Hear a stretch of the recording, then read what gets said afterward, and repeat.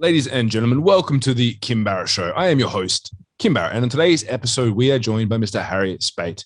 Now, if you're someone who's seen the movie Boiler Room, you've seen the movie Glengarry Glen Ross, and you always wonder what's it been like to work in those sorts of environments from a sales perspective, you're going to get a few little insights on that from Mr. Harry today. We dive into all of that, sales approach, what you need to be doing differently now that, obviously the last couple of years have been pretty hectic for businesses, and how you should approach that differently from a sales perspective.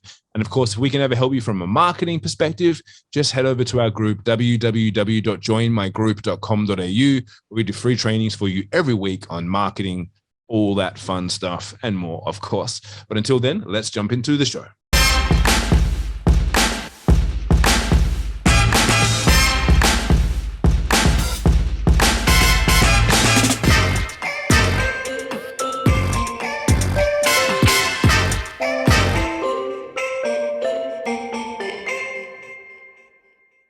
Harry, thank you so much for joining us today. Really appreciate you making the time. Hey, it's awesome to be here, Kim. Coming from the U.S. and speaking to the Aussie guy. This is really cool. I know, it's great to have. I always like my, what is it? The transatlantic, I don't know, whatever it is. The international calls, always good fun.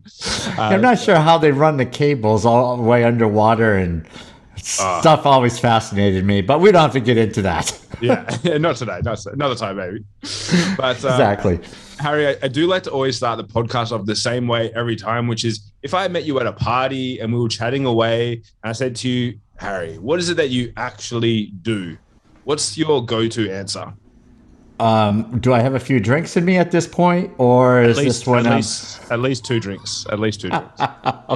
Okay, so I'm pretty comfortable with you at that point then. So what it is I do is I try to bring light to the world of sales. That selling does not have to be a dirty, ugly, slimy thing, that people can do it with honor and feel good about it. So that's it in a nutshell. So I have to ask then, it's like, were you sold to by a dirty, slimy, sleazy salesperson? You're like, I've got to fix this? Or like, yeah. how did you, because I always find it interesting I get to, being that we're in marketing, we speak to a lot of, sales teachers, coaches, mentors and whatnot, just as a byproduct of what we do. And it's always kind of interesting to hear about how they got them pushed into sales, because most of the time people want to do better, right? They want to kind of change how sales are perceived. So I'd love to know. Yeah. So I came into sales from a mission background. So I was in missionary work for a number of years. And when I got into sales, I was indoctrinated quickly into a corporate sales bullpen. So if you're familiar with movies like Glengarry Glen Ross or The Boiler Room, any of those, that's where I was. So a few months earlier, I was a missionary riding around in a motorcycle, completely free to do what I want in a day, and then plunked into this room side by side with a bunch of other guys who were 10 years younger than me. I was not one that swore much. I mean, virtually not at all, right? Coming from the mission background, there's tons of F-bombs being dropped. And, I just like, wow, this is not what I anticipated. But I figured it out and stuck through it, and kind of changed the game as the way I was going to approach sales. What do you think about that? Yeah, that's a standard answer, right? Yeah. Well, I think it's like everyone, it's like you have to be able to see, as you say, bring your light to it. You kind of obviously have to see the darkness of sales and like what that's like, to be able to try and bring the light in, I suppose, because I know for me, when I watch those movies you mentioned and you see it and you're like, wow, and I think that as well can kind of position sales people in a bad way, obviously. But it's rough, because that's how that's the only way they thought that you could do sales at the time, I suppose. Right. So the Glengarry Glen Ross, Alec Baldwin line, always be closing. ABC, always be closing. And so people, just stomp all over. And that's, so focused in their mind that they have to be closing. They forget all about like being a human and treating others with some kind of respect. So anyway, that's just, unfortunately, that impacts all of us, even you, right? When you have to sell, people view you probably in a way, I mean, you're great, but because of the impact of others on them, then, they they might look at you more like the other type of salespeople because that's what their experience has been. Is that true? Yeah, definitely. 100%. And it's, Yeah. I mean, look, the only thing I did take away as a positive from that movie is my ability when salespeople tell me the leads are weak, because I do marketing. I'm just like, the leads aren't weak. That's the only, I love it. Yeah. Yeah, that's a great. That is a great takeaway. These leads are weak. Jack Lemmon, spineless Jack Lemmon stealing leads. So it's great. That's one of my favorites for sure. But so you're in the boiler room. You're seeing like the intensity of this, and you realize there's got to be something different. Like what happened next for you? Where did you go from there? Yeah, so it was writing a bunch of zeros. I mean, I don't know how you write zeros, but that was what they were writing next to my name every month. So this was a pretty depressing scenario, right? If so, we left the mission work, my wife and I was going to start providing for our new family. I was failing miserably in sales and this culture. And so if you're familiar with the book, Greatest Salesman in the World by Og Mandino. Yeah, great book. Yeah. Okay. So he talks about sales in a way where it's coming from love, right? I will greet each day with love in my heart. So here I was, naive Harry, going into work. It's like, I'm going to love people. Sales is all about love. And it's like, what the F are you selling this month? And it wasn't quite that bad, but it was, it was intense, right? And I watched grown men cry. Is what, that type of intensity, because that's just the way it was. I'm not saying it was wrong. It just wasn't my style. So after I failed for a bunch of months, I was just thinking, look, I got to make this work. I mean, my wife is working. She's pregnant. I'm not making any money. This has got to work somehow. And I just went back in my mind to, look, I know how to serve people. I am not good in sales. I didn't have any business acumen. I was 35 years old, and I came out of the mission field, so I had zero business acumen. I was selling printers that ran around $50,000. So I didn't even know what people used them for, and I'm calling on companies. It's like, well, this is the twilight zone. So I said, I'm just going to serve people and see where that takes me. And I committed to that. And I said, I'm just going to keep doing that. And so long story short, my first order, the person who was buying from me after we did this trial, test run and all this, their closing line to me was, Harry, what do we need to do to keep this thing? So I was the anti-closer, right? I let people close me. And, it's like, when people say, well, what's your favorite close? It's like, I think it is when people ask me for the order. Not when I ask them for the order. How can I give you money today, Harry? Right, exactly. Checks, money orders, Cash App, iPay, Apple Pay, you got it. All good. But yeah, talk about a person completely lost and out of place. That was me, but it all worked out. And so once, obviously, you started making sales using your own kind of approach, I suppose. Yeah. Like what? Well, it was done before, but it was new to me. I'm new to the arena I was in. And so how did you then, like, what was the steps from there? Because obviously once you started obviously seeing success with it and being able to build in, I suppose, a bit of repetition, like how did you then try and adopt that and kind of grow that even more?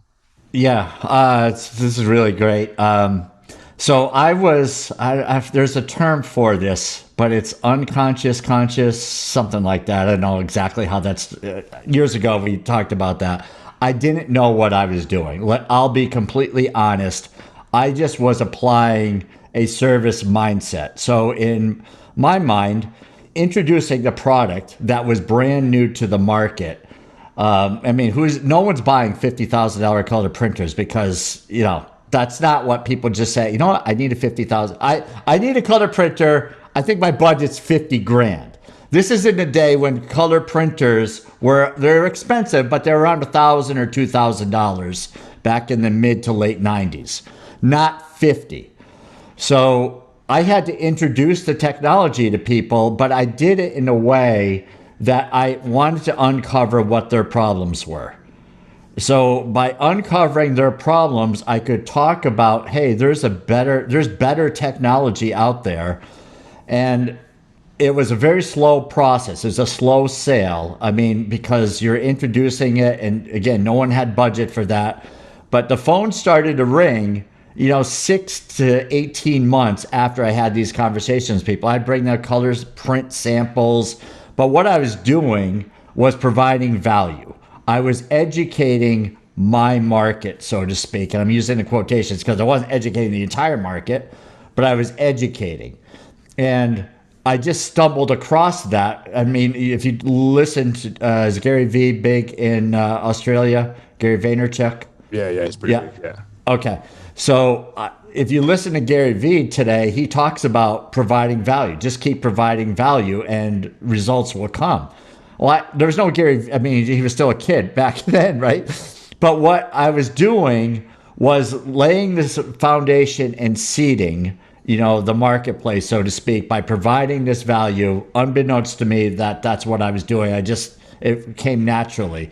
But now looking back at that, I can say, well, that's what I did. And, and I encouraged my team when I got into sales leadership to do the same thing. Just keep educating, right? Let people know that there's a better way, that they don't have to do the same old because someone told them that, right? And just provide the value through education. What's your thought on that? Look, I love that and wholeheartedly agree. But I know the question that will come into some people's mind when they listen to this, especially those business owners who are maybe a little bit newer to sales, at least for their own business, is going to be, well, how much education and value is too much? Like, is there a point where it's like, well, I've given away all my goodness that I would charge people for? Like, how do you balance that in the sales process? Yeah, I get that that's a concern, but if it's knowledge, I mean, take it from a person who has done sales leadership for 20 years, right? I could tell sales reps what to do, when to do it, how often to do it, what to say. They didn't remember 10 minutes after the conversation, right? Because then they would go out of the conference room, role play, they go on the phone. It's like, did we just have this conversation? Right? So people don't remember. So if you're worried that people are going to remember everything and they're going to know all your secrets, I mean, come on. People have other things on their mind, and whatever the percentage of people, what they hear from us and what they remember, it's within a couple of hours, it drops down dramatically. Next day, it's almost zero. And then, a week or two later, it's gone, right? So don't worry about that. I mean, if you have inside secrets or something that's new to the market, I'm not saying to give that out, but provide the value so that people can make educated decisions, right? So like an example, and tell me if I'm talking too much because I'm all wired up here. But like realtors, I can't tell you how boring realtors, insurance agents, and financial planners are. If you ever talk to any of these people, they will say, I'm a financial planner, or I'm a realtor, or I sell insurance. Okay, well, you've done nothing for me personally. So what can you do? And just telling me what you do brings no real attraction. I'm not attracted just because you say what you do. Start educating, start providing value. Share some insight. How you buy homes today, right? How do you get ahead of the market? What do you look for? What about resales? What versus new? There's all kinds of things that people can talk about and educate their clients and prospects, but they don't. They just say things like, if you ever need a financial planner, here's my card. It's like, and that goes right in the trash because you provided zero value. Is that similar to what you're seeing? 100%. Yeah. So for the people listening, and like, I don't know what it is around where people kind of feel like maybe they're feeling salesy or they're just not confident in the delivery of that when someone's asking and kind of go into it. Is there what's the right way of saying this? Like a non-intrusive way of saying like of how you help or providing value in that short little, like in your, your little intro pitch. like, is there an easy way to do it where you're like, well, I feel like I'm not overstepping and going into sales mode when I'm meeting this person at a conference or an event or a party or something like that? I totally get it. And the pitch is very boring. I am against the pitch. I'm anti-pitching because we use the pitch like everyone is the same. And right, so if you're talking to someone who is whatever, a potential buyer versus someone who is never going to buy your stuff, wouldn't you speak to them differently?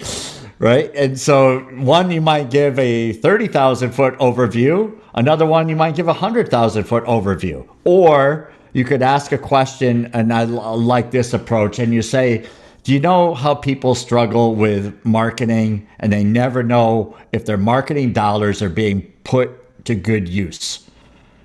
And people who are in business will say, yeah, that's a problem. You say, I help solve that problem. And just leave it at that. And it's like, and then if people don't say, tell me more, they're not interested. Right? They're from my mission field, I've learned that don't throw your pearls before swine. And not that people are swine. Don't take that the wrong way. Any listeners, I'm not calling people swine. But don't waste your breath is another way of saying that. Because what you're doing is that you're just going to alienate the person, and because you're talking when they're not interested. Right? And that it's sort of, it's just like at the conversation at the bar. Right? You ask someone a simple question, and then they go on and talk about all the problems in their life, and it's like, oh, geez, way too much information. I was just being polite, right? Yeah, it's so true. Yeah, sometimes people use that as the excuse to just regurgitate everything on top of someone. Because they have a live one, right? Because the person was polite, and they think, well, here's my opportunity. I've got a live one, and I just gotta. If the more I talk and don't breathe, right, the more I get out, then the less they can say, look, I'm really not interested. So we eliminate that by talking a lot. It's sort of like what I'm doing now. But I'm wired. It's 9 p.m. Eastern, so it's what it is. You have a good excuse. That's all right. It's all right. I want you to go like that. That's fine. And so, how have you? What about over like the last couple of years, being that everything's kind of been turned on its head around the world, crazy things going on? Have you seen the sales process or approach people need to implement change? Obviously, there's providing value, which is probably really like stands against the test of time forever to do. But has there been anything that you've noticed that's need to change over the last couple of years? Yeah, I think a couple of things. Number one is we have to be way more empathetic. I mean, I come from that background. I always felt like I was empathetic, but you got to be a lot more empathetic because some businesses are really struggling. Others are doing great, and you've got to understand the difference, right? Some people are still in buying mode. They're crushing it, and they want everything to be great and the best technology, whatever it is you sell. And others are like, look, we're just going to see if we can make it through the next couple of years because we were destroyed financially over the last 2 years, right? So having conversations, going beyond the how's business, right? What did you learn, right? What are some of the things that you learned in business or about business or about, the volatility of the economy over the past couple of years that you feel that you benefit from? And just get people talking about that and see if they open up and give you some kind of clues. Some are raring to go. It's like, and they'll say that's all behind me. We're crushing it. It's like, okay, now, that tells you something versus someone who is very, down and discouraged. And there's a lot of I don't knows and uncertainties in the conversation, right? So salespeople in general don't pick up on this stuff because they're all talking about product and service and how great they are. They don't really care in general about the prospect. So the person like you and other small business owners that are in sales mode, if you just take that little advice and say, let me have better conversations and empathize with people and see where their head's at before I start trying to sell something to them. What's your take on that? Yeah, I would say 100%. It's the same because there's so many people where it's not even the next. They're like just trying to get through the next few months, and then they're just like right. So you have to kind of have that empathy and leniency 100%, and it's been crazy for a year. So if you've made it this far as a business owner anyway, probably pat yourself on the back and well, it's and still scary with the supply chain. So. Because companies, the challenge with supply chain for people that don't know is that companies that have a ton of cash flow, they're not really impacted as much. But the smaller businesses that depend on the supply chain, right? If they're selling widgets that are coming from Asia and they don't have cash flow and they have employees, right? So they've got orders they can't fulfill, so they're not getting paid. And their employees, guess what? They want to collect a check every week or every 2 weeks. So that whole thing, guess what the priority is for the business owner? It ain't buying.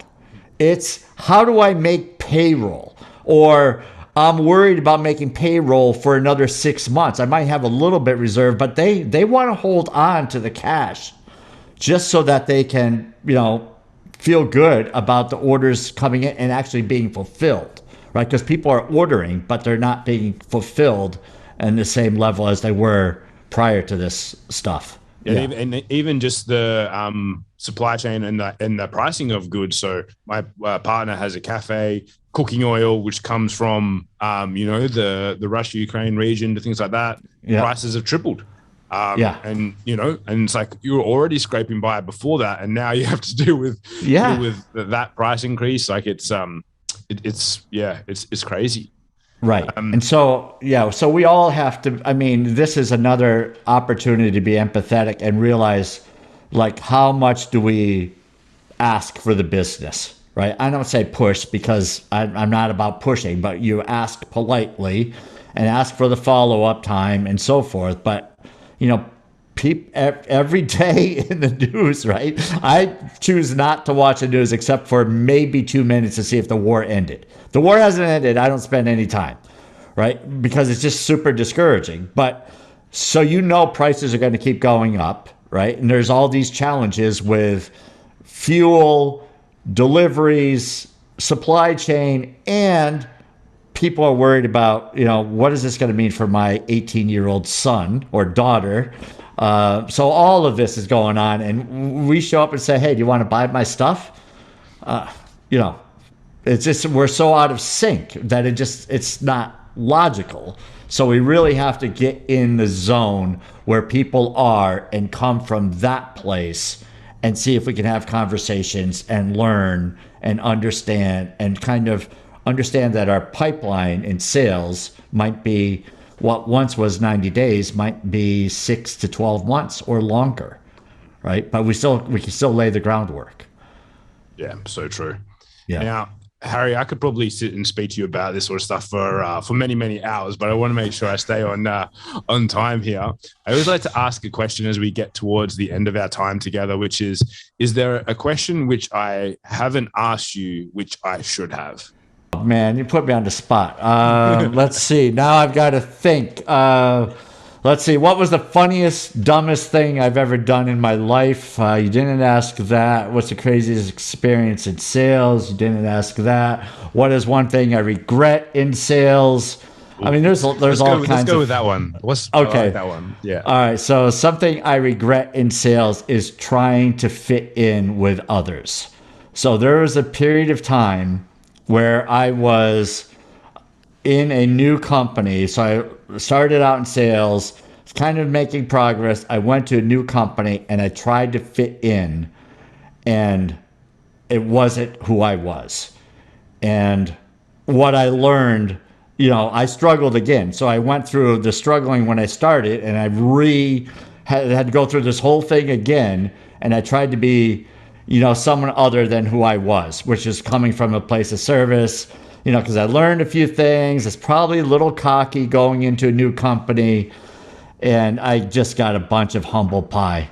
And, that's something I look back at and say, what a dope I was for, just give, and it made a year terrible, right? Because it impacts your income, and it made the year terrible. And I probably could have gotten canned.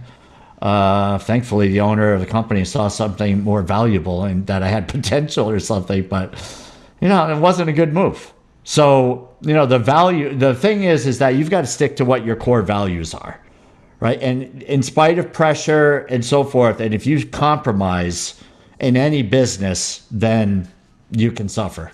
So since then, well, there are periods, there are moments, right? But in general, I mean, I really stuck to the core values. Yeah, that's perfect. No, I love that. And now, Harry, for anyone that's been listening, if they go, look, I want to find out more about what Harry's up to and more about what he does, where's the best place for them to connect with you online? Well, I'm recently out of prison, so you don't have to look in prison anymore. Actually, failed attempts at humor. I'm known for those. So they can find me. You can actually Google "Selling with Dignity." It's this book I wrote, and that will direct them to me. On my website, Harry Spaight, and the spelling is weird, so we don't have to get into that. But Selling with Dignity is pretty easy. And find me on LinkedIn. I like to provide valuable content, and I'm not worried about giving away free information. I want the world to be better economically. I want people to thrive in their businesses, so I'm going to provide value for free as long as I'm alive. So, and maybe some bad jokes too. Amazing. Love that. So guys, wherever you're watching, listening, reading this, check the show notes above or below. We'll have all the links to Harry's sites and connecting with him on LinkedIn and all that fun stuff. And if you know anyone who's maybe been hitting up against some hurdle in sales where they haven't really been able to make it click for themselves, please do share this episode, get this into their ears so they can find out maybe a few other ways that they could approach things rather than the old traditional boiler room approach that they may have been doing in the past. Harry, again, thank you so much for joining us. Really appreciate you making the time. Yeah, it's awesome. I love your energy, Kim. So that's why got me fired up this evening. I appreciate it. Thank you so much. I look forward to speaking to you soon.